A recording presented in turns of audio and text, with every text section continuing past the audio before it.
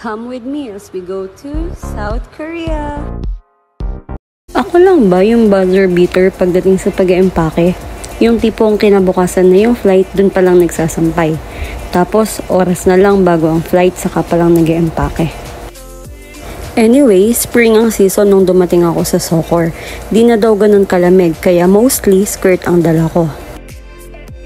Hand carry nga lang pala ako dapat. Kaso, maarte mi, more ang OOTD, kaya naman nag-add-ons ako ng 20 kg na check-in baggage.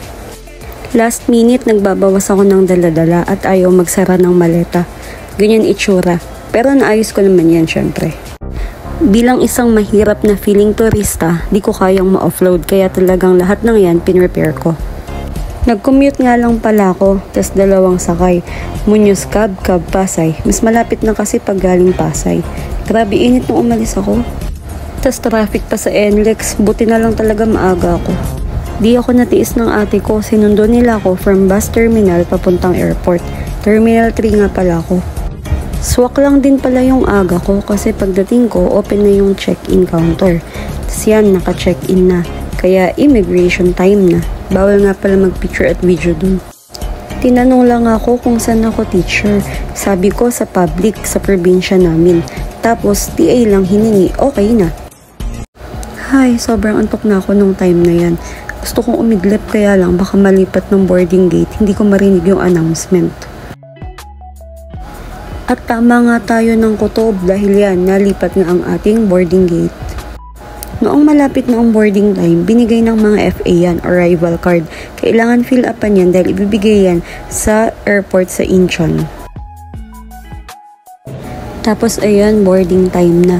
Hi, finally, makakatulog na din. Level up na ba? Dati sinasabi ko lang, ma, nasa bus na ako. Ngayon, ma, nasa aeroplano na ako.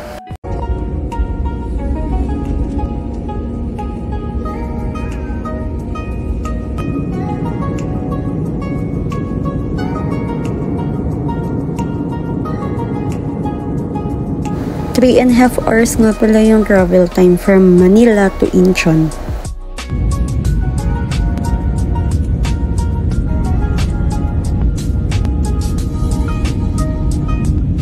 Ladies and gentlemen, we have just landed at Incheon International Airport.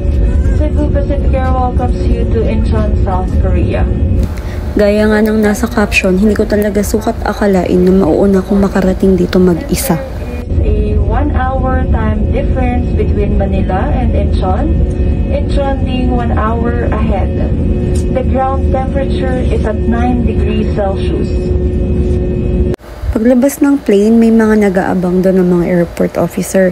Bibigay natin yung finil-upan natin na yellow card kanina. Tapos lahat kaming mga nakasakay kanina sa airplane, sasakay kami dyan sa train na yan, papunta dun sa Terminal 1. Basta madaming lakarin yan, tapos sa immigration nila wala namang ibang tinanong sa akin. At finally, nakalabas na sa may airport. On the way to, 3 and a half hours nga pala from Incheon to Seoul. Gutom na ako nung time na yan, pero sabi ko, punta muna kami ng simbahan. Then ito na nga ang Myeongdong Cathedral.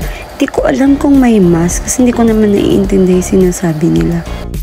Tapos luluhod sana ako para magdasal pero wala silang luhuran.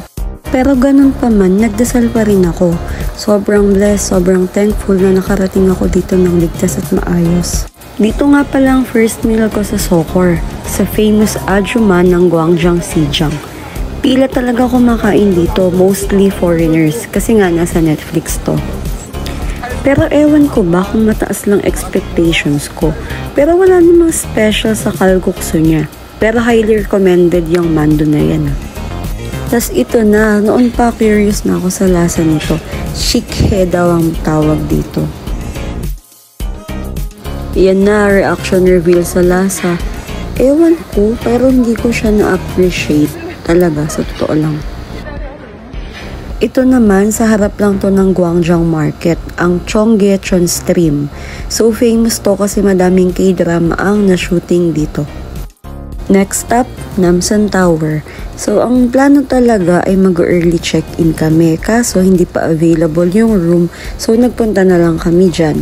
Bale, 10 minutes walk siya papunta dun sa may cable car na ticketing office nila. Nag-cable car nga pala kami. Bale, 28,000 won. Balikan na pang 2 tao. Pwede naman hindi mag-cable car, kaya lang, ewan kong ilang steps, medyo mataas din kasi siya eh. Di naman siya nakakatakot, nasa 5 to 10 minutes siguro, tapos nandun ka na sa may kabilang side. Yan na, nakababa na kami. So, kala ko talaga, pagbaba mo sa mismong cable car, nandun ka na dun sa may mga padlock. So, wala pa pala, maglalakad ka pa rin pala bago ka makarating dun sa mismong yun. Ito na yung sinasabi ko ng mga padlock. Grabe, napakadami niyan, as in. Akala ko nun isang part lang, nagdikit-dikit na lang. Hindi lang pala, as in, ang dami buong palibot ng tower. Breakable love daw kasi yung meaning ng mga padlock na yan. Anyway, kung gusto nyong maglagay tapos wala kayong dala, may nabibili naman doon. 10,000 won to 30,000 won per padlock. Kung tatanungin nyo kung bumili kami, yes naman, bumili kami. Basta andyan yun banda.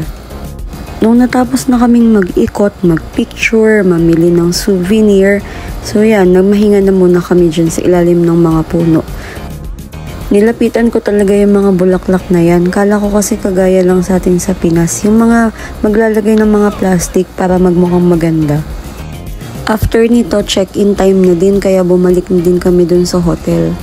Thank you for watching. Myeongdong Street Food yung part 2 ng ating day 1. Thank you!